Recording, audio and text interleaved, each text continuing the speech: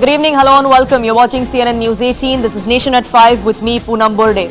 The big story we're tracking at this hour is the allegation that has now come to the fore from the United States. There are several reports that are suggesting that US has raised concerns with India as far as a thwarted plot of an assassination or murder of a Khalistani separatist is concerned. India is now raising concerns over what exactly the action has been taken by the United States and by Canada as far as Khalistani separatism is concerned. We're talking about Gurpatwant Singh Pannun, who's a dual citizen of the United States and Canada, who continues to issue threats against India and Indian entities.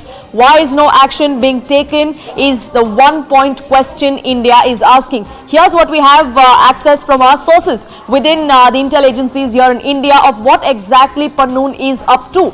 There is a threat video that has now come out, and this is the latest one. Pannun's threat videos have now been shared with the United States and Canada by India. They have been doing this periodically. All of this intelligence has been shared with both those countries as far as the threats by Pannun and his organization Seeks for Justice is concerned. Despite enough evidence, no action has been taken so far is what India has been categorically saying. And it's not just about Canada anymore, it's also about the United States. Pannun is harming the country for his own personal gains, but both those countries are turning a blind eye to his agenda, is what Indian intelligence sources believe. India is going to be sharing fresh proof with these foreign partners and is going to be expecting action, not just words coming in from these countries. India will also ask these foreign allies to hand over Pannun to India so he can be tried here. Remember, he's wanted for several cases here in India. He is designated by the NIA as well, and yet we see him on foreign soil day after day put out these videos, threaten violence against Indians, threaten violence against the country and propagate a secessionist agenda. Abhishek, my colleague, now joining us, getting us more details. Abhishek, as far as Canada is concerned, India has categorically said that they have raised this issue multiple times, but there has been inaction. Now, United States too is in that list where New Delhi has raised these issues, raised these concerns, but unfortunately we see very little in terms of action.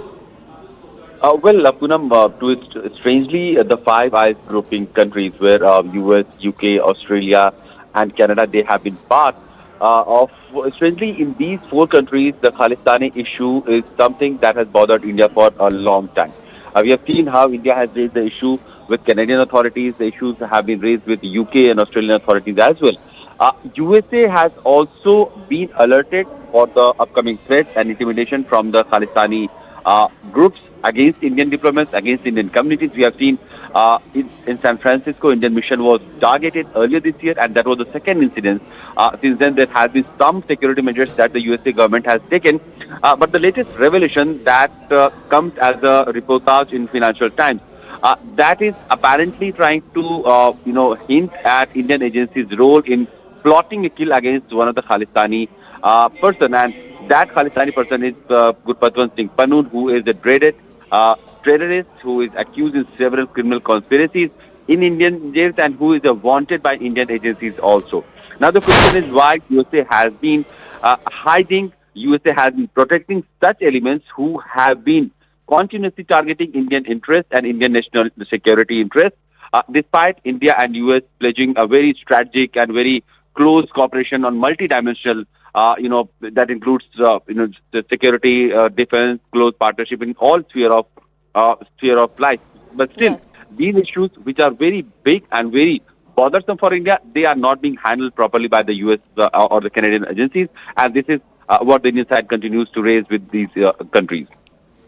Right. Do stay on with me. Security analyst Pathikrit Payne also joining us here on this broadcast. Pathikrit, this is a discussion we've had on multiple occasions as far as the inaction of countries like Canada is concerned. As far as Khalistani propaganda goes, day after day, we see Gurpatwant Singh Pannun come out with these threat videos. India's High Commissioner to Canada is threatened. Indians travelling by Air India are threatened. And there's absolutely no action that's taken. We have both the United States and Canada, in fact, then blaming India for it. So I've always stated this, that, whatever Canada is doing, Canada is not alone. There are bigger brothers of Canada with whose blessing Canada is doing whatever it is doing. And let me tell you, look at the double standard. Here is the United States of America, which had a program called the Extraordinary Rendition Program, under which it can go anywhere in the world and target anybody, extract anybody, neutralize anybody who who has harmed American interest or killed an American. They went to Afghanistan and Pakistan. They went to kill Osama bin Laden, Qasem Soleimani, al-Zawahiri. They can do anything, and at the same time, they would talk about war on terror. But when it suits them, they would defend terrorists. So you look at the double standards of the West when it comes to dealing with terrorism, and this is where I am reminded, even though I do not completely endorse it, but I'm reminded of what Henry Kissinger once stated, that to be America's enemy is dangerous, but to be its friend is fatal. So let me tell you this, that, United States on one hand would say that it is a strategic partner of India, which is fine. And we have great expectation from United States. But there are so many things United States also need to do and not just expect from India, when it comes to, coming over that trust. Gurpatwant Singh Pannun gives open threat of, targeting Air India flights. I mean, what different was Gurpatwant Singh Pannun doing in terms of the threats than what Al-Qaeda has done in 9/11? So when Al-Qaeda targets American interests and American planes, then the world is supposed to go and fight it in the name of war on terror, on behalf of the world. But when other interests are hurt, either you have a stoic silence on the part of the G7 countries in terms of what Canada was doing, and here is a person who holds an American citizenship. Does that give him the impunity to do whatever he wants and say whatever he wants? Hurt Indian sentiments, plan secessionist movements in India, and then America would say, no, he's an American citizen, so no one can do anything to him. I mean, this kind of hypocrisy should be exposed, and this is not expected, but unfortunately this has been the norm than an exception when it comes to the Western foreign policy towards other countries. Pathikrit, I also want to ask you, as far as Canada and United States are concerned and the allegations that they are making about the alleged involvement of India as far as the crimes against these separatist elements in both those countries are concerned, they make these comments publicly. Shouldn't they also then publicly, A, give out proof, B, also list what kind of action they've been taking against these activities there? Frankly, if the Americans and the Canadians had said that we will take action against these people who are harming Indian interests from their own soil, then, the Americans or the Canadians would then have had the right to tell India that, we do not expect any action from your side. But at the same time, when they're saying that India has done something or attempted, they must show that evidence. So I think it's more of a disinformation war that they are trying to put forward rather than giving evidence. But at the same time, let me again say this, there is this stoic silence which I simply do not understand. Imagine somebody from Indian soil gives threats to assassinate American presidents and American diplomats. How would America react? Here was a person who was threatening Indian diplomats, Indian ministers, prime minister, threatening to disrupt the flights.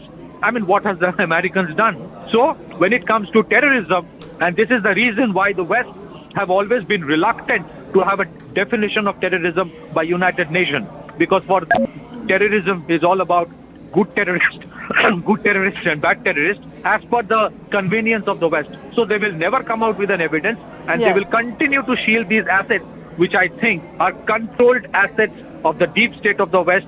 They use it not just against their adversaries, but even against their allies who want to emerge independent and have an independent foreign policy. Right, Pathikrit, thank you so much for speaking with us here on CNN News 18. Abhishek, my colleague, continues to be with us on this broadcast.